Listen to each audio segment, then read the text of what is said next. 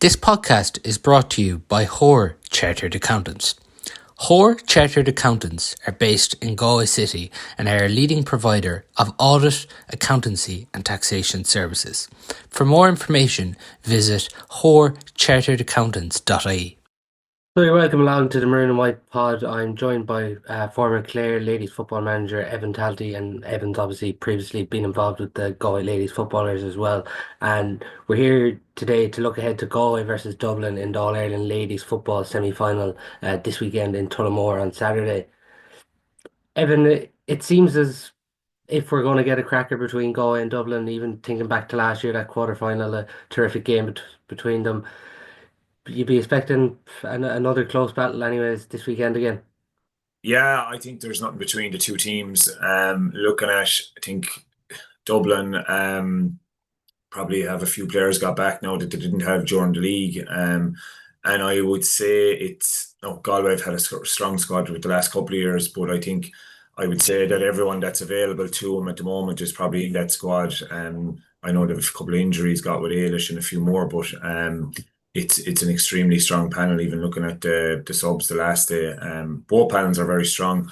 So I would expect, to be honest, I think the winner will come from this side of it. I think from watching the game so far, I think they're probably the two best teams in it at the moment. You'd have Galway and Dublin ahead of Kerry at the minute, would you? Yeah, I think Kerry have lost a lot of players. No, I still think they've some quality, but I think if you take out when it comes to Croke Park, without Kaylee Cronin, without Louise Demore-Hurtig, I watched them in the Munster game against Cork. I thought they struggled for long, or against Waterford, and I thought they struggled for long periods in that. They're actually kicking the ball off the ground from the kick-out, which is interesting. But yeah, I'd have the two teams when it comes to Croke Park. I think the running power that both these teams have, and I think O'Connor Park is a big pitch as well. I think both of these teams will excel in Croke Park. Just when you're looking at Galway, Dublin at the minute, you mentioned there nothing between them. Who would your favourites be going into this one? It is like, I suppose I've been involved with both teams over the last 2 years or 3 years. I've seen both sides of it, and I honestly, without sitting on the fence, it is one that's hard to call. I suppose if you asked me this 2 weeks ago, I'd have said Galway would be favourites for the All-Ireland, in the sense that just knowing the players and knowing the squad they have. But I think that Dublin performance against Cork kind of would have put Dublin up there with them as well. So 2 weeks ago I would have had Galway favourites. Now it's definitely a 50-50, and it's really down to on the day. I think whichever team can. I think both defences are really good, have been really tight, conceding only an average of 7 or 8 points in most games. But I think it's whichever forwards, and particularly if Roisin Leonard is back, I think it'll really be a ding-dong battle, and whoever can take their chances. And that's what it came down to last year as well, really. What do you think that Daniel Moynihan's brought to this Galway ladies team? You've seen them last year, obviously getting to the All-Ireland final, and for maybe a couple of supporters that was probably a surprise. But then you look at this year, Connacht title, Division 2 league title. Is it just consistency he's brought for you? Yeah, I think there's a couple of things in that. I suppose the leagues, I suppose, over the last 2 years, albeit in Division 1 when they were relegated and Division 2 this year, it's given you time to blood young players and not necessarily have to come to the pitch of it, I suppose, every day in the league just to survive. And it's given players, particularly the Kilcarron and Clonberne girls, a chance just to, when they come back from club, which is generally a long season, from just to bed in and maybe rotate them in and out of matches, which kind of builds your squad. It builds competition for places.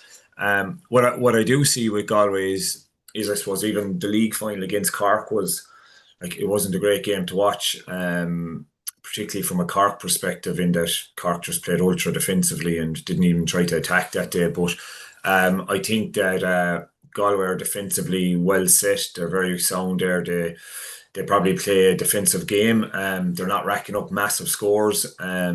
considering the players that they have. But I think it's more they're getting their defensive structure right, trying not to concede a lot, and then rely on maybe Roisin and Olivia and a few of the girls up front to get enough scores. And that's if you look at their throughout the championship, I think they've put up what one was it 16 points against Mayo, 113 against Tip, 114 against Donegal, and 118 against Waterford. So it's not massive scoring, but if you look at what they're conceding, it's 2 points, 4 points, 7 points. So it is and I think that was the same last year. It's built on a defensive foundation, I think.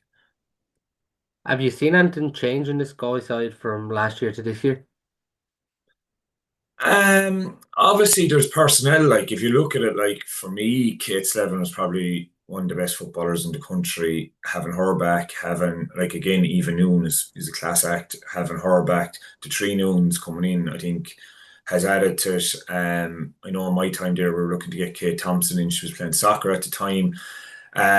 It's like genuinely, it's an unbelievable squad of players. Like that's without having Charlotte Cooney on the team.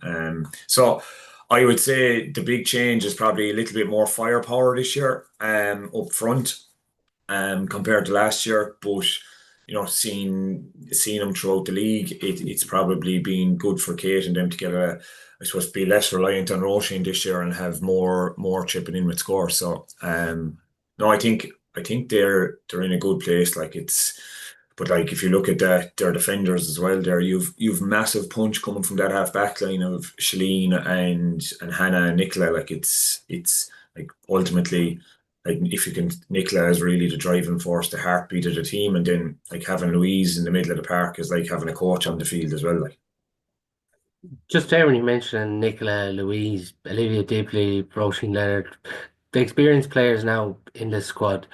When you look at that now, is now the time, I suppose, with the age profile those players are at, is now the time where I suppose they and Galway have to drive on and get this All Ireland. yeah, I think like I don't know, is it nearly 3 years when I was in there, and at that time, even looking from the outside in when I was involved in Clare, like we played Galway in a couple of challenge games and that, and like you're looking at the B team and you'd be mixing players in now, like, but like they were just absolutely stacked with players, like, and like I would genuinely say, and I thought that when I was in there, is that it's the best squad in the country by a long way. Genuinely mean that. It's if you look at, and it might not necessarily be 15 players, but from 1 to 30, it's the best squad by a long way. And it's just, I don't know. I suppose like we got to the league final the year I was there, and we got beat well by Kerry and that, and then got caught by Mayo. The following year, I suppose last year there wasn't much expectation after the league defeat, but like anyone that knows ladies football, and even like for years, Mick Bowen has been saying it as well, like that this Galway team, there is an All Ireland in them. You can see how dominant Kilcar and Clonberne are. So I think it's only a matter of time, being honest with you. Yeah, even there when you're mentioning about some of the subs, like Ray Glynn was vital last year for Galway on that run to the All Ireland. She hasn't been able to get back into the team. Charlotte Cooney has mentioned, Roisin Leonard, and even Kate Thompson, Andrea Trill, and we've seen Aoife work as well for UL in the O'Connor Cup. There is huge options there for Daniel Moynihan. Yeah, massive. Like it's like looking at the subs, the last there, like Lindsay Noon, big pitch, top of the ground, fantastic ball carrier, athlete. Aoife Malloy is there coming back from an ACL injury. Again, she started 2 years ago. Kate Thompson, as we know, started a good few games. Roisin Leonard, Aoife O'Rourke, who got the goal against Dublin last year, Charlotte Cooney. They're all trying to get into the team, as well as a few of the younger girls, Aisling Madden and them coming from Clonberne. So it's probably the biggest headache Daniel has is probably finding his best 15, the cohesion, and like rather it's very easy to put in like 15, I suppose, class footballers, but also having that bit of work rate and that engine inside there, and to be able to blend both sides of the game together, both attack and defense. Just on the Dublin side of things, then Paul Casey and Derek Murray obviously taking over there. The manner they did defeat Cork by in that quarter final was quite impressive there, winning out 315 to 7 points. Yeah, And like without being disrespectful to Cork, that's not a great Cork team. From what I've seen of them, I probably hadn't seen much of them. I saw him play Clare last year actually, and Clare or this year, and Clare put him to the pin of their collar, and Clare were missing a lot of players, and Cork had a full team. So I suppose in the league final, probably expected Galway to give him a trimming, if I'm being honest, in Croke Park. No, the day was bad, the weather was bad, and Cork literally were kicking out the ball, going back to their keeper and trying to hold possession for the whole game. Like so, it made it a poor spectacle to watch. More from I suppose how Cork tried to, and once Galway got ahead, that game was over. So it probably surprised me in the sense that like you're probably like this time last year or 2 weeks ago, heading into a quarter final, Dublin were absolutely, I was involved with Dublin in the analysis side, they were absolutely hosing everybody that was put in front of them. And I actually couldn't see anyone touching them, but I suppose they got injuries to, in the 1 week, Hannah, or to Kate Sullivan, Orla Nolan, and to Carla Rowe. So they were missing three forwards that day, which probably, it was ultimately, they missed a lot of chances. I think it finished something like, was it 3-7 to 112 or something like that, whereas Dublin had been rocketing scores all year. And once it came down to that type of a battle, and defensive game, it probably suited Galway on the day. And I think that win over, like when I was at Galway, we would have spoke about getting them wins and building that confidence and trying to go there. So I think it has helped Galway. Now Dublin, they look to be getting back towards their best. I see Caoimhe O'Connor's back on the bench, Orla Nolan's back on the bench. The Eilish O'Dowd coming back was huge. Now, obviously, they're missing Jennifer Dunn and they're missing a few more players as well. But looking at the squads, it's actually, if you went player for player across the board with both teams, like Dublin have, like it's hard to find a weakness. Dublin's six defenders are top class. So, and up front, I think has Hannah Tyrrell got 727, Kate Sullivan 410, Hedgehow has got racking up 210, 212 as well. Like so, and I know the teams are playing are pretty poor, but it's still confidence and seeing the ball rattle the back of the net is a huge thing in ladies football. And Sinead Goldrick and Nicola Ward, the biggest matchups for both teams this weekend.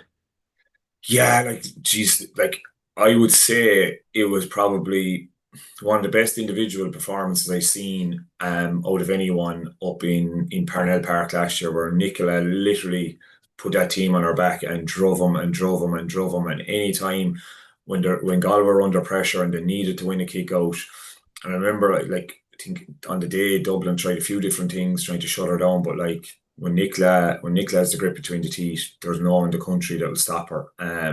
So and on the flip side, having worked with both of them, they're very similar. Like they're very driven, very intense, unbelievable mentalities to win. Like Goldie's, whatever she is, 33 or 4, coming home from Australia just to play for Dublin when everyone else is going the opposite way. So, yeah, if you like having worked in male and female setups, you won't find, some of them players in both groups. You have Louise, you have Hannah Tyrrell, you have Leah Caffrey, you have Alva Davern. Like they're as big a leaders as any of the, you go through the Michael Murphys or you go through any of them, they're equally in the same ilk.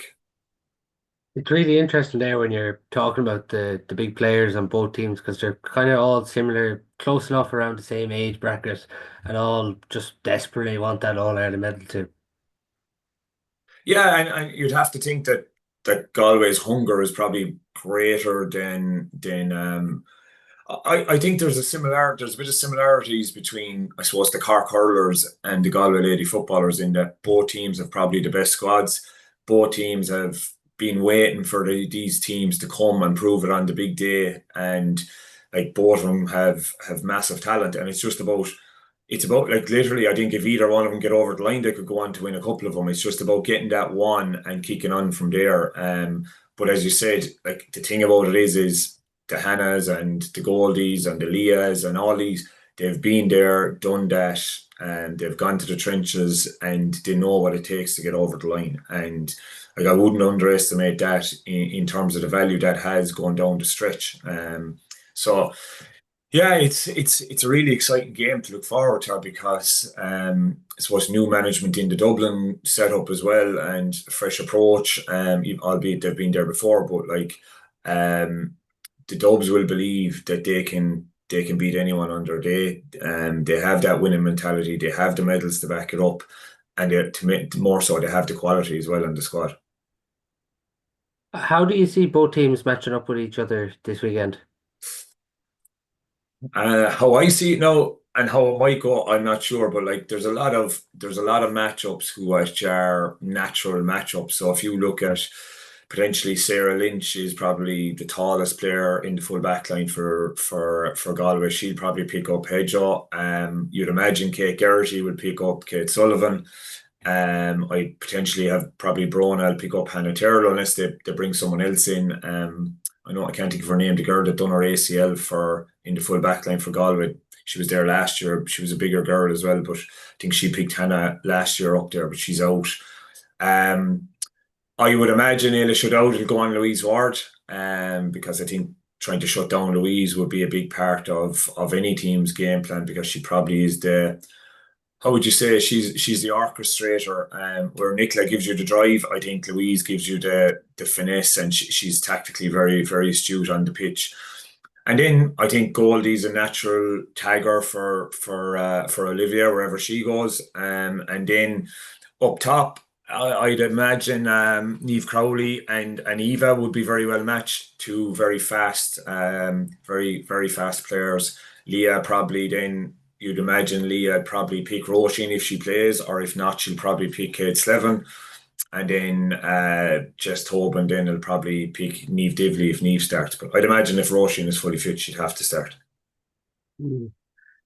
It's interesting there when you're talking about some of the matchups, and like as you mentioned, this game it has potential to be another classic similar to last year. But just on the schedule in this game, like 7:30 Saturday evening in Tullamore, like it's obviously not a great time, and for ladies football, obviously you want to get as much bums on seats as you can and grow the game even further.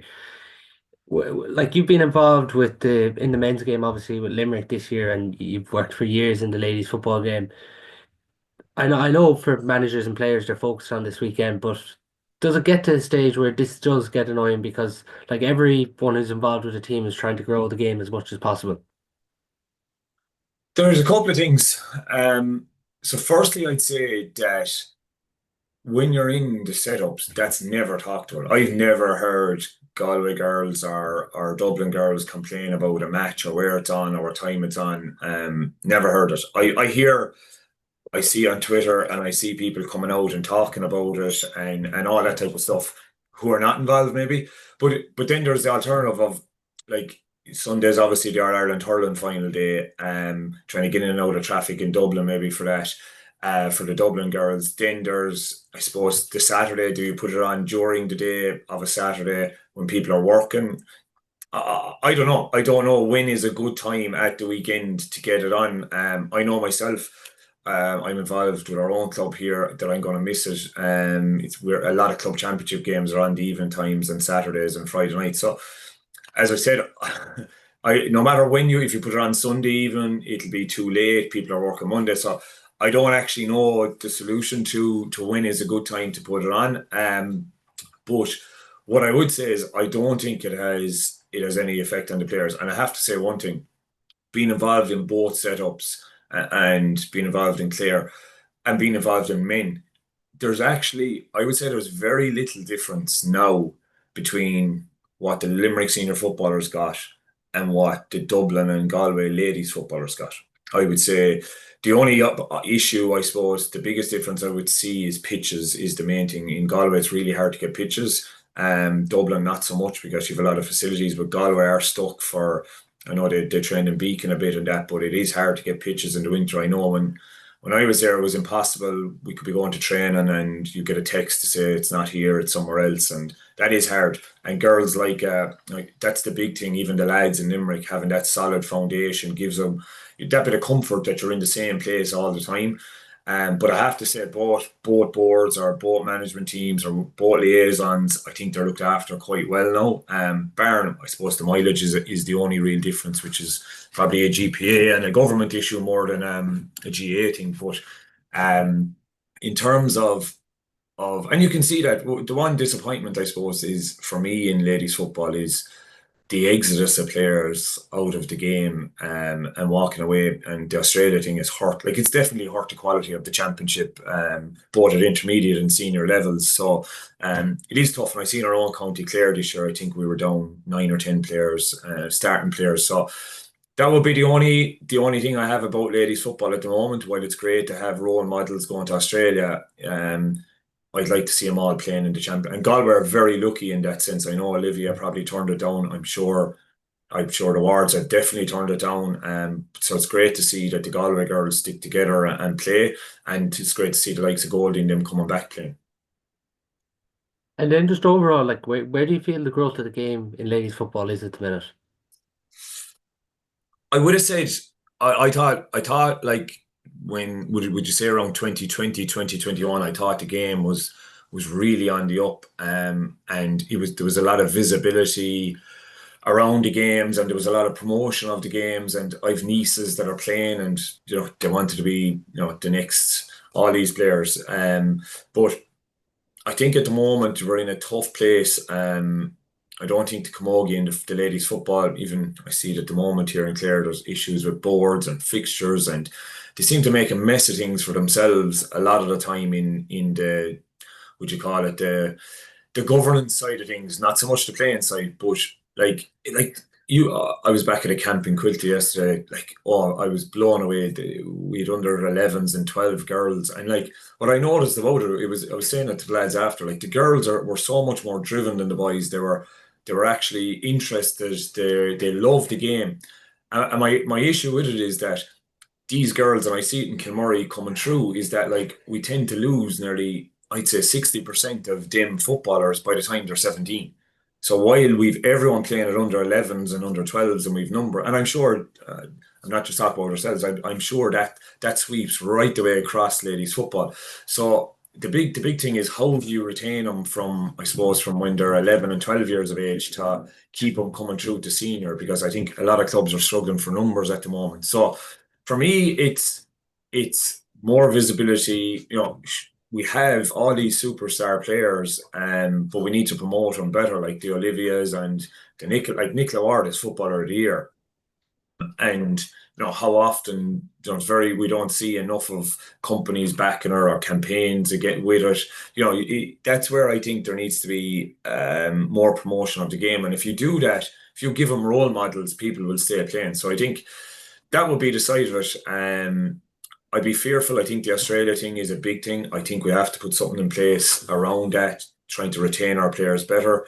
Like, they're not getting millions to go to Australia. They're getting looked after with whatever it is now, 35 grand or something like that for their year. But surely if we can look after our own girls in college, get them good jobs, give them good facilities, that if we can attract them to play and drive the standard of ladies football up, more players will stay. We'll create more, I suppose, icons that girls can look up to.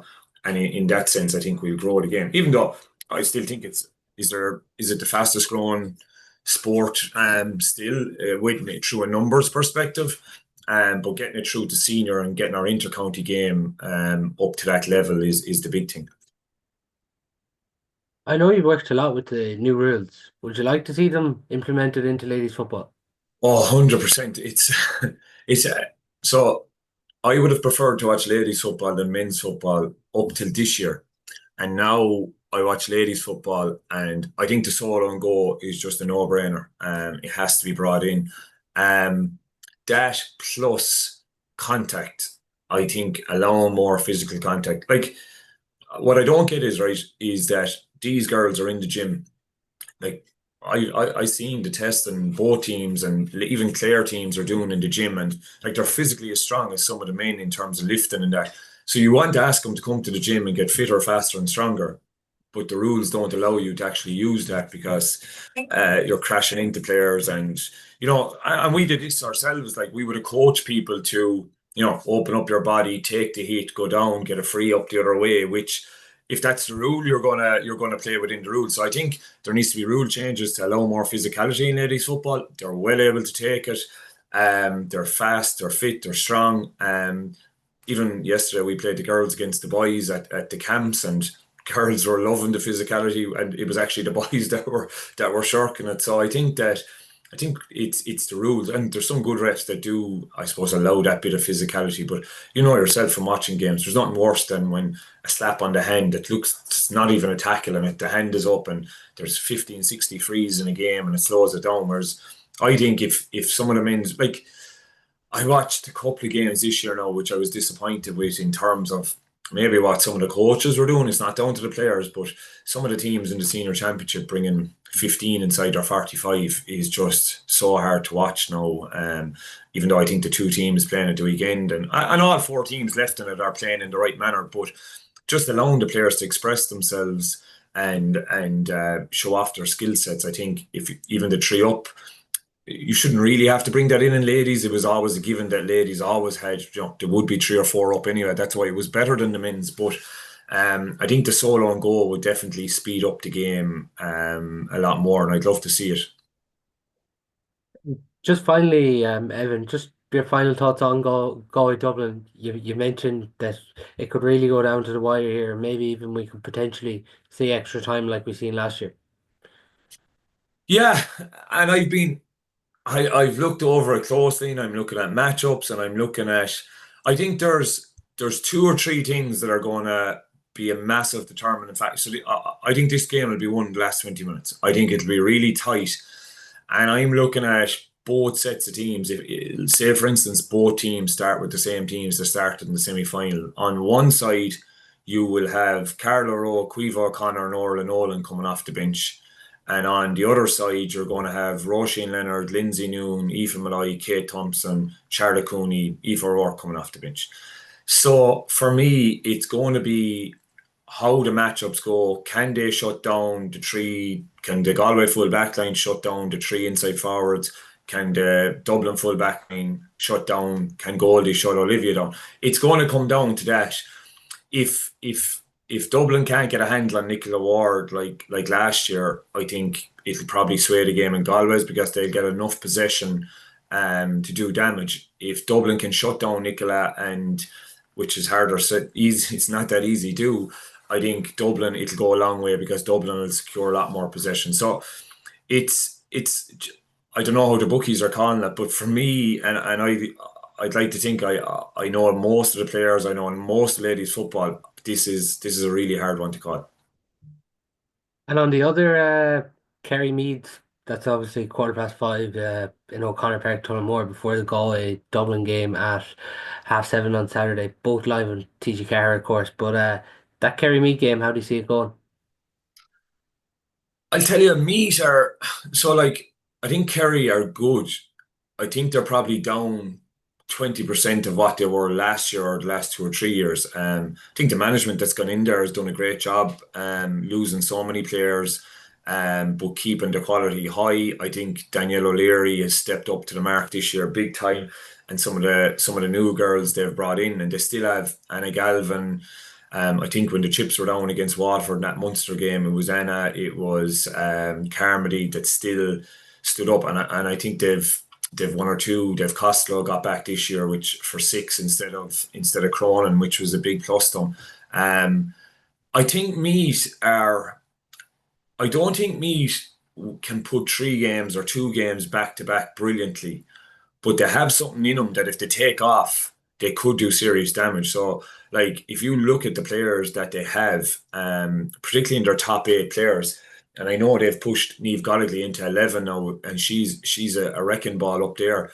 Um, on their day, I think if me click, they could potentially catch Kerry. I think Kerry will give you their usual performance, whether it's Kildare had them under pressure for spells the last day, and they clicked into gear and hit them for 3 goals. But if Emma Duggan, Vicky Wall, Avian Cleary, if these girls, if they start to motor, what me do have is they have weapons that can hurt you. I'm going to because it's in O'Connor Park, and if the weather is good and it's a big open pitch, I would put my neck out and say I think Meath could win that game.